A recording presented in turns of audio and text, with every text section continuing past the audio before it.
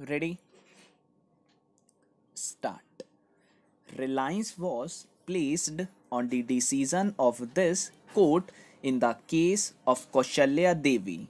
The learned counsel relied on the observation made in para 11 at page 595 of the report and contended that the gravity of a complaint under the NI Act cannot be equated with an offence under the provisions of Indian Penal Code and further urged that this court held that a criminal offence under section 138 of the NI Act is almost in the nature of a civil wrong which has been given criminal overtones.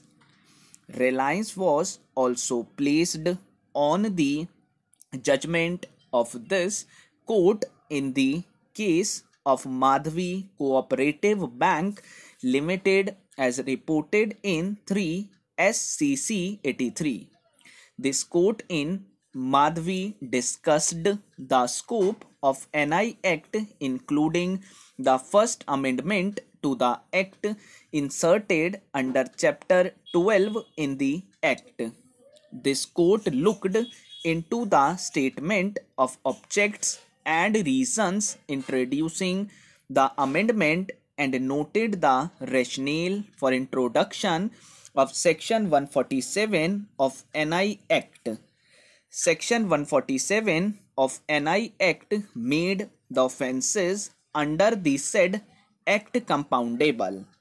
The court noted that from the statement and objects and reasons it is clear that the Parliament became aware of the fact that the courts are not able to dispose of in a time-bound manner large number of cases coming under the said Act in view of the procedure in the Act.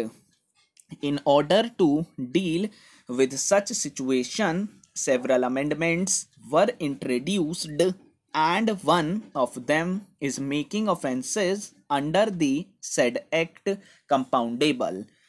This court fails to understand the applicability of the principle laid down in Madhvi to the facts of the present case. It is no doubt true that section 147 of the NI Act makes an offence under NI Act a compoundable one. But in order to make the offence compoundable, the mode and manner of compounding such offences must be followed. No contrary view has been expressed by this very court on the nature of the offence under NI Act.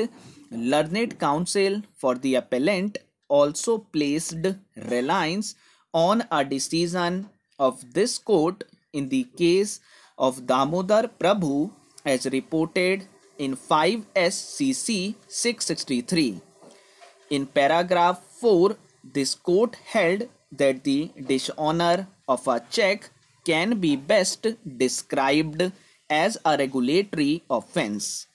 This court also noted the situation that large number of cases involving dishonor of checks are choking the criminal justice system and putting an unprecedented strain on the judicial functioning.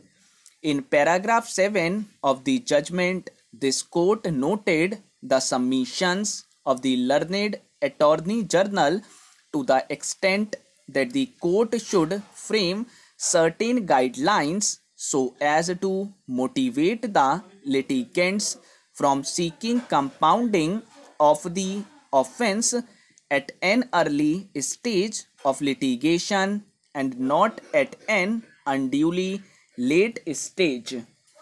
It was argued that if compounding is early, the pendency of arrears can be tackled.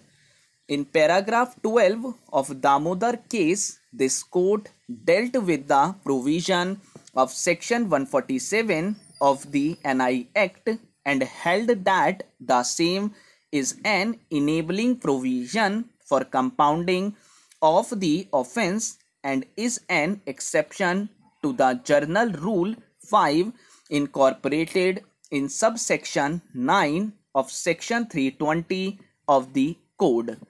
This court harmonized the provision of section 320 of the Code along with section 147 of NI Act by saying that an offence which is not otherwise compoundable in view of the provisions of section 320 subsection 9 of the Code has become compoundable in view of section 147 of NI Act, and to that extent section 147 of NI Act will override section 320 subsection 9 of the Code, since section 147 of NI Act carries a new clause.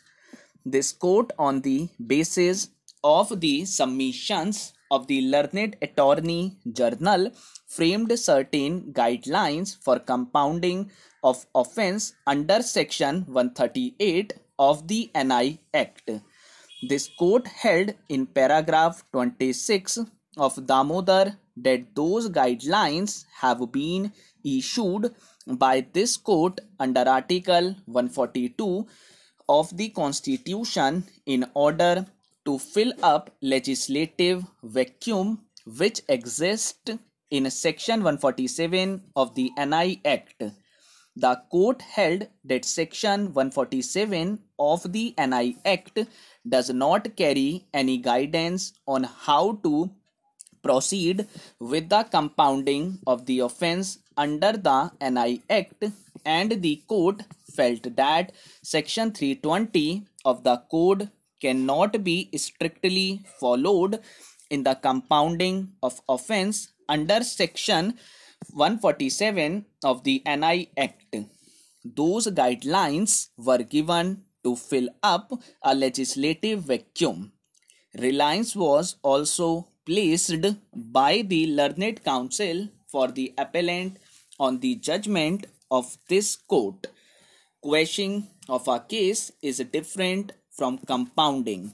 In quashing, the court applies it, but in compounding, it is primarily based on consent of injured party.